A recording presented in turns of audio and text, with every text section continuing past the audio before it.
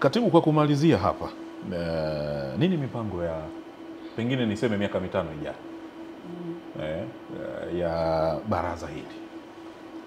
Sehemu kubwa ambayo tunaielekezea ni kwenye kutoa elimu, taarifa pamoja na kupokea maoni, kwa sababu huo ndio msingi.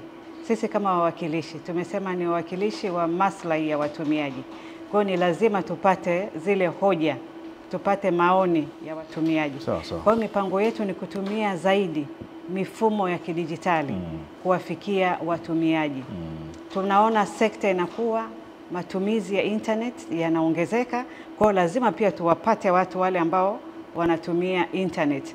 Lakini na kuimarisha zile kamati. Mpaka sasa hivi tuko kwenye mikoa 20. Hizi za kijamii sasa. Yes, kamati za mikoa. Tunatakiwa tuende mikoa, wilaya pamoja na sekta. Tukisema sekta tunazungumzia zile sekta 3: tehama, utangazaji pamoja na huduma za posta, vifurushi na vipeto. Kwa hiyo mipango yetu ni kuhakikisha kwamba kamati zimekaa kwenye kila mikoa.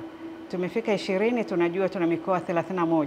Hatuko mbali kuimaliza, lakini mipango yetu ni kwenda kukamilisha na kuziimarisha ili ziweze kuwafikia watumiaji kuanzia ngazi ya chini.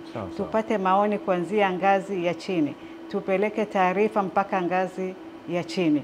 Na tutumie mifumo ya kidijitali ili tuweze kuwafikia watumiaji wengi zaidi. Asante sana.